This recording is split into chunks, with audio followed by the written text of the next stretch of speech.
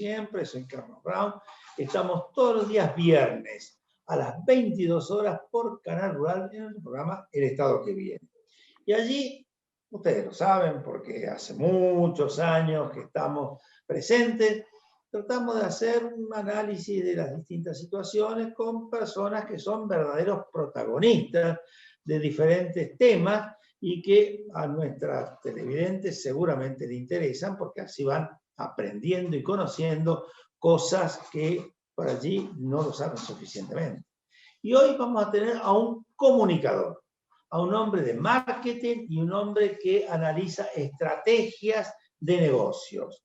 Y consecuentemente, tema absolutamente interesante para muchísima gente. ¿Cómo te va, Gonzalo Fonseca? ¿Qué decís? ¿Qué tal? Buenas noches. ¿Cómo estás, Carlos? Muy bien. Gracias por Un gusto y invitarme. muchísimas gracias que nos acompañes. Yo ya hacía una pequeña presentación tuya en el sentido de que sos un hombre de la comunicación. Simplemente decir que sos profesor de publicidad en la Universidad de Austral alcanza y sobra, pero aparte has participado de una cantidad de agencias y trabajás en este tema con mucha fuerza y con mucha intensidad. La gente que a nosotros nos ve busca temas que los ilustren, ¿no? Y entonces, en este momento de nuestra sociedad, ávida de tantas cosas, la comunicación, el marketing, y ni qué decir, la estrategia de negocios, es algo muy importante. ¿Por qué no nos contás un poquito de estas cosas?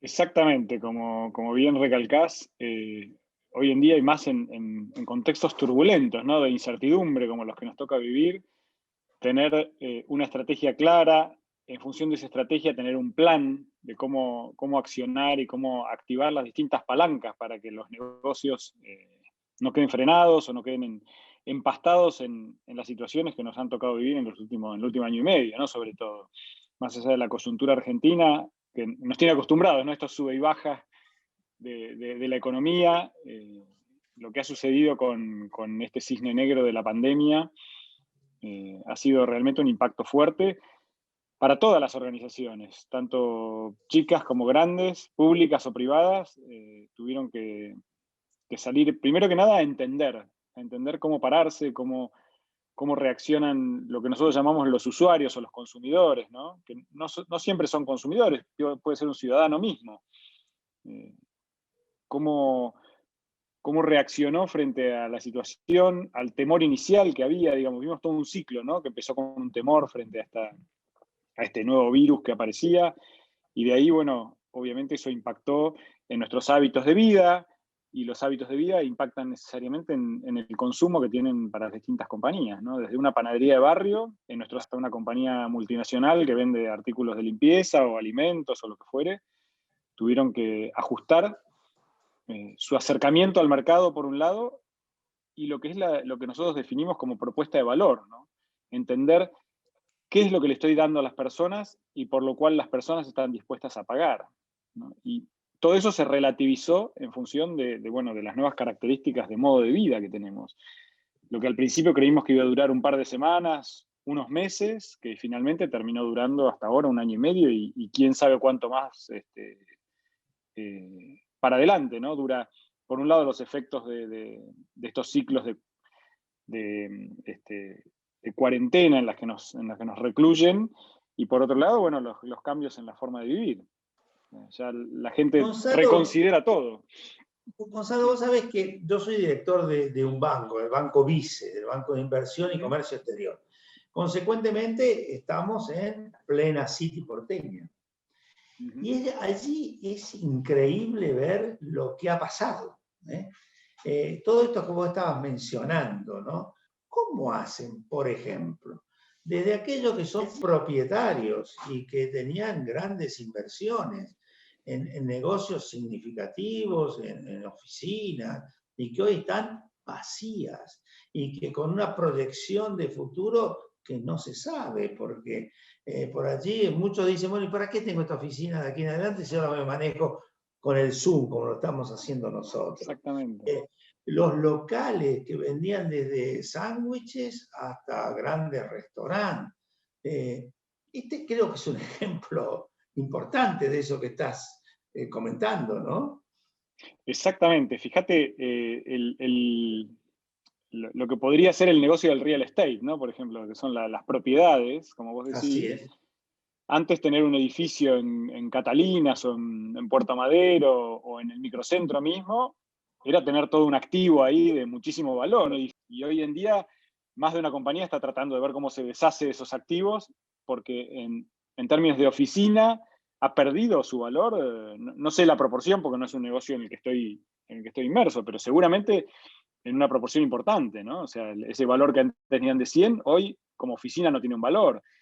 Y lo que está sucediendo, que esto es un factor mundial, digo, no afecta solo a Buenos Aires o a las grandes ciudades de Argentina, se está pasando en Nueva York, está pasando en Madrid, está pasando en todos lados, está cambiando la forma de vida, ¿no? No sé si escuchaste el concepto de las ciudades de los 15 minutos, donde a 15 minutos de distancia uno tiene la oficina, el lugar de trabajo, el lugar de consumo, de compras, donde uno va a desarrollar sus actividades comerciales, y el lugar de vida general, ¿no? Desde el gimnasio, el lugar de esparcimiento. Entonces, creo que lo que está pasando en el microcentro es un poco eso. Se volvió un barrio. Antes era justamente el centro de la ciudad y hoy se volvió un barrio más de la ciudad. Y donde vemos ahí que cambió totalmente la fisonomía, porque ha quedado muy poca gente que vive permanente, porque antes había poca vivienda permanente, y bueno, de a poco veremos cómo eso se reconvierte. Probablemente requiera de un programa de gobierno para estimular esa reconversión, y se va a transformar, así como vimos en algunas ciudades del mundo, ¿no? Se veía por ahí en algunas partes de Nueva York o en algunas ciudades europeas, donde barrios que antes eran financieros o ciudades que tenían un casco histórico, que de repente se convierten en un barrio y la gente tiene ahí su hábitat, su lugar de trabajo. Otro factor que va a contribuir a esto, como vos decías, es esto que llaman ahora el trabajo híbrido, ¿no? Donde parte va a ser por Zoom y parte va a ser presencial, pero obviamente eso requiere mucho menos espacio también en las oficinas, ¿no? La Sí, el gente comentario no que se va a uno movilizar tanto. observa, el comentario que uno observa es que las oficinas del centro de repente se transforman en departamentos, donde Exacto. la gente vive, y hay todo un cambio cultural. Bueno, esto responde a uno de los puntos de los cuales vos sos un experto, que es las estrategias de negocio, ¿no? ¿Cómo uno arma una estrategia de negocio que le permita seguir funcionando, ¿no?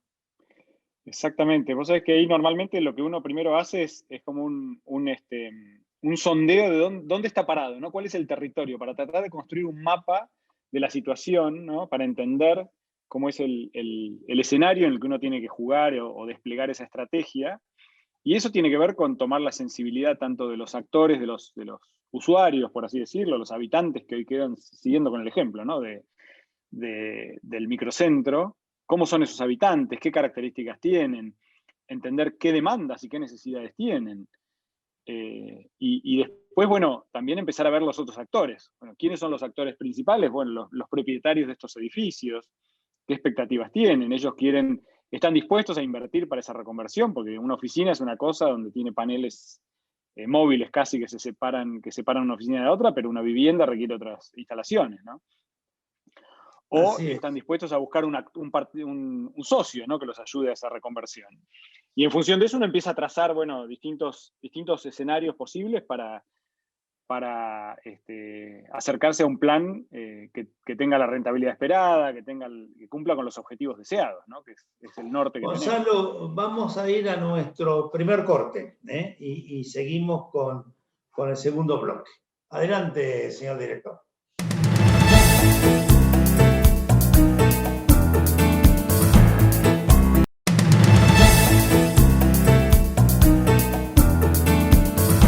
Continuamos. Gonzalo, vos recién estábamos analizando el tema del fenómeno generado por el COVID, del microcentro porteño, y las características. Ahora, esta situación continúa en una cantidad de otros campos, ¿no? Ni qué decir el turismo, ni qué decir los grandes centros turísticos que de repente se vieron afectados. La temática de la gastronomía, que han sido de los más golpeados, porque hay otros sectores industriales, la construcción durante un tiempo, después ya ahora ha quedado bastante liberada, pero los grandes centros turísticos, las gastronomías, ni qué decir los temas relacionados con el turismo internacional y sus condicionamientos, ¿no? Por ahí te vas y después no sabes cuándo podés volver. Bueno, ¿qué se hace en estas cosas con respecto al marketing? ¿Cómo manejás vos el tema de vamos a tomar Mar del Plata o vamos a tomar San Carlos de Bariloche o vamos a tomar algún centro turístico importante de la provincia de Córdoba? ¿Cómo se maneja una cosa así?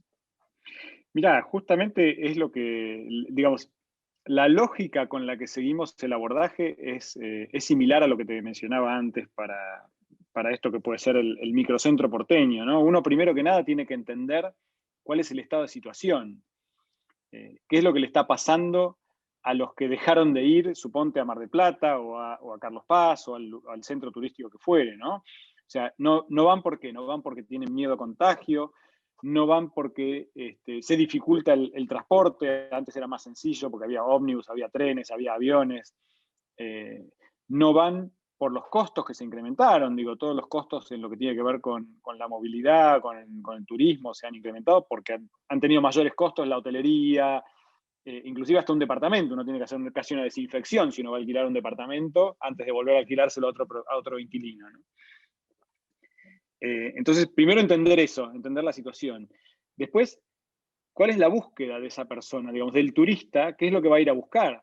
Si antes simplemente era pasar el periodo de vacaciones de una semana, 10 días, 15 días o un mes, bueno, hoy está buscando eso que buscaba antes o busca alguna cosa diferente, ¿no? Entender las motivaciones que lo llevan a la persona a tomarse ese descanso.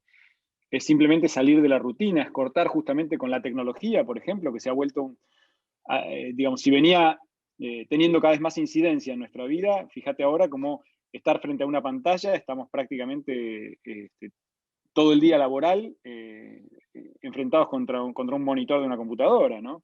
Entonces eso provoca otro tipo de afecciones, desde físicas, por la posición de estar sentado atendiendo a la computadora, hasta cuestiones más emocionales, ¿no? Del cansancio, del agotamiento, de cierto estrés. Probablemente, fíjate, eso tenga un impacto indirecto en el consumo de televisión. La gente ya no tiene ganas de a la noche de mirar televisión como miraba antes. ¿Por qué? Porque está saturado de estar mirando todo el día una pantalla. Entonces, como indirectamente va teniendo estos cambios de hábito, va teniendo impacto en distintas unidades de negocio, negocios que uno puede observar. Y volviendo al turismo, como te decía, primero entender la oferta, qué es lo que tiene para ofrecer como propuesta de valor, la demanda, qué es lo que tiene como motivador o deseo a satisfacer cuando va a ir a buscar ese lugar turístico, y bueno, encontrar los puntos en común, los puntos de conexión, y ahí es donde yo puedo empezar a construir o reconstruir un valor para el demandante, ¿no? Para el turista en este caso. Ahora, ¿vos pensás que esto está suficientemente aceptado, digamos, por aquellos que dan una oferta? ¿Y hay un cambio importante o buscar ese cambio importante es muy complejo, muy difícil y muy costoso? Y consecuentemente todavía no hay una cosa distinta a lo que se hacía antes. Mira, yo te diría que ahí, vos mencionaste, por ejemplo, los restaurantes, ¿no? Fíjate que uno podría decir, bueno, un restaurante, un bar, es una empresa, una pyme, eh, sin ser peyorativo, pero bastante poco sofisticada, porque tiende a ser una persona que conoce de su negocio, que es el cocinero, el dueño del lugar, y es el que desarrolló ese negocio durante algunos años, y cuando tuvo que enfrentarse a esto, buscaron la manera de reconvertirse, y ahí tenés sitios que han sobrevivido a la pandemia. ¿Por qué? Hicieron delivery, porque empezaron a hacer otras cosas que antes no hacían, ¿no? Desde, qué sé yo, un restaurante empezaba a hacer los packs y te daba panadería o te daba los almuerzos o las cenas ya empaquetadas, te las mandaban a tu casa, o empezaron a poner productos agregados, ¿no? Envasados para que puedas consumir en tu hogar, cosa que antes no hacía un restaurante del centro porteño, por ejemplo, ¿no? O un bar de barrio. Y algunos de ellos supieron adaptarse y otros no tuvieron esa flexibilidad o esa agilidad para adaptarse y se fundieron. Entonces te diría que la condición no tiene que ver tanto con la capacidad económica, sino con la capacidad de adaptarse al cambio, ¿no? De ser flexible frente al cambio de circunstancias. Que de nuevo nos afecta a todos. Si uno mira las noticias, ves que en todo el mundo ha pasado. Hay muchísimos restaurantes y cadenas que han cerrado porque no tuvieron la flexibilidad para adaptarse al cambio. Y de nuevo, si uno se remite a la historia de los negocios, no pasa ahora solo en pandemia. Digo, el caso más emblemático o más conocido por todos del mundo reciente es Blockbuster, ¿no? Blockbuster era líder en el negocio de alquiler de películas y no tuvo la visión de asociarse con Netflix cuando se le ofreció el dueño de Netflix y poder reconvertirse al mundo digital, ¿no? Y ahí tenemos la situación, una fundida y la otra que es líder en el mundo digital. Gonzalo, de lo que estamos hablando claramente, me parece a mí, es el tema de la inventiva, ¿no? Acá hay que ponerse a pensar y a buscar alternativas. Bueno, y en este último bloque, que ya vamos, hacemos un pequeño paréntesis, vamos al último bloque, va a aparecer una inventiva nueva, que es la que quiero cerrar contigo, que es la comunicación política en pleno proceso electoral.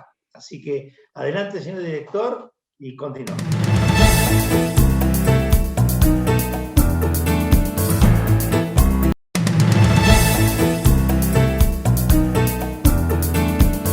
Recién yo hacía una pequeña introducción a lo que quiero charlar contigo en este último bloque, que es la comunicación política, ¿no? Los que hemos tenido alguna actuación en la vida recordamos los actos políticos, los lanzamientos, las convocatorias, las movilizaciones, quién movilizaba más, quién movilizaba menos, los grandes escenarios bien preparados para que gente se impactara, ayudaba a la televisión, pero la presencia de la gente era algo fundamental. Tenemos elecciones, muy poquito, las PASO ahora en septiembre y después las elecciones finales en octubre. ¿Qué va a pasar con este nuevo esquema vía COVID? Qué buena pregunta. Si supiera eso, te juro que sería vender. No, a ver, sí está claro lo que vos decís, ¿no? Ya no caben dudas que es ese viejo, el viejo formato o el antiguo formato del acto multitudinario, de la presencia de las masas y de los seguidores de algún dirigente político. Hoy te diría que no me animo a decir que carece de total sentido, pero prácticamente, ¿no? Pero de hecho todavía vemos que hay algunos que convocan a grandes actos. Sin ir más lejos, durante el periodo de la cuarentena vimos que hubo movilizaciones en el centro de la ciudad, que era casi como anecdótico, porque uno se enteraba por las noticias, pero no porque lo viera ni porque le haya afectado. Antes te cortaban el tránsito y te complicaban la vida, pero hoy como ni había tránsito, ya ni siquiera tenían ese efecto, con lo cual uno si no miraba las noticias ni se enteraba que estaban manifestando. Y lo mismo en el sentido de acto político, ¿no? O sea, hoy convocar, primero que sería como casi irresponsable de parte de un dirigente político convocar una movilización masiva con el efecto negativo para su imagen que eso tendría, ¿no? Y después, el otro hecho concreto es que si vemos las últimas elecciones, tanto acá como en el mundo, el impacto de las redes sociales y de la comunicación digital ha sido casi, te diría, determinante en quién ha ganado, ¿no?, las elecciones. Y esto no solo tiene que ver con el dinero, tiene que ver con la habilidad para conseguir que lo más complejo, me parece que es, esto tiene que ver con el mundo político o el mundo comercial también, es conseguir conectar con el usuario de la red social, ¿no? O sea, si yo consigo estimular el diálogo con esos usuarios, es que verdaderamente estoy usando bien la red. Si no, simplemente lo que hago es volcar dinero para tener mucha llegada, mucho alcance en el medio, pero no necesariamente porque esté conectando con esas personas, ¿no? Con esos ciudadanos en este caso. Sí, y ahí creo que está la mayor dificultad. Sí, está claro que el rol de las redes sociales en el mundo, y particularmente con respecto a un tema comunicacional, político y electoral, son muy importantes, ¿no? Son muy importantes. Hoy uno lo ve, ¿quién no tiene un celular y quién no está mirándolo? Porque es una cosa fantástica, ¿no? Yo creo que en cualquier momento nos vamos a empezar a chocar en las veredas porque todo el mundo va caminando y mirando su celular. ¿Vos pensás que esto es realmente determinante? ¿El buen manejo de las redes sociales es un tema comunicacional suficientemente fuerte como tenga una influencia importante en la definición de un votante? Y definitivamente creo que sí, ¿eh? Sí, el buen manejo de las redes sociales de parte de los candidatos es crítico para poder conectar con las personas y transmitir sus ideas, digamos, sus convicciones, ¿no? Y cómo yo hago que eso se vuelva también una herramienta de difusión, porque fíjate que el problema que tienen las redes sociales es esto que creo que los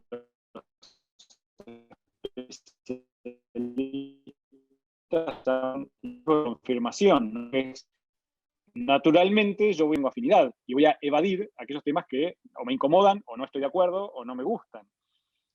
Entonces difícilmente tenga exposición a dirigentes con los que no estoy de acuerdo, ¿no? Entonces ahí está la habilidad del otro de poder permear y viajar hacia los segmentos que hoy son esquivos. Si no, voy a estar sin difícil, gente. o sea, ¿no sirve para convencer? ¿Vos pensás? O sea, Yo creo que sirve. ¿cómo hago para llegar al que conmigo no tiene mucha onda? El desafío para los candidatos es entusiasmar a los que no son sus votantes, ¿no? A los que no son sus seguidores naturales o a los que son adeptos a su filosofía.